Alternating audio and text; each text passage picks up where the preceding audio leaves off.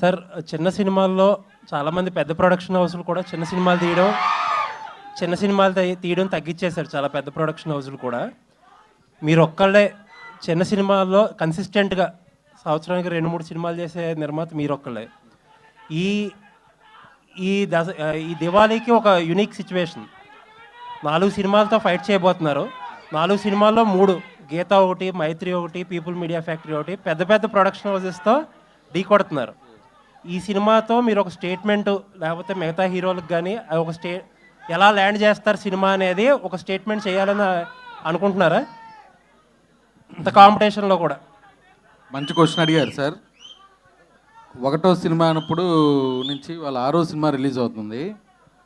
నేను డిస్ట్రిబ్యూషన్లో ఉండటం వల్ల నాకు డిస్ట్రిబ్యూటర్లు అందరితో పరిచయాలు ఉండటం అది మంచి ప్లస్ అయింది. పెద్ద పెద్ద బ్యానర్తో వచ్చి నా సినిమా కూడా హిట్ అయితే నెక్స్ట్ నా బ్యానర్ కూడా జనాల్లోకి వెళ్ళిద్దని ఒక నమ్మకంతోనే నేను ఫస్ట్ ఎక్కడ అక్టోబర్ 18 అని మనం డేట్ వేసి 4 నెలల ముందు వేసుకున్నాం సార్.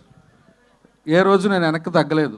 ఎందుకు తగ్గలేదంటే మన సినిమా బాగుంది, 4 సినిమాలు ఉన్న థియేటర్లు ఉన్నాయి, నాకు నైజాము రాజుగారు శిరీష్ గారు ఉన్నారు, నాకు కావాల్సిన థియేటర్లు వస్తాయి, అలాగే ఆంధ్ర సైడ్ అందరూ మంచి డిస్ట్రిబ్యూటర్లు ఉన్నారు, థియేటర్ల వైపు ఎటువంటి ఇష్యూ లేదు.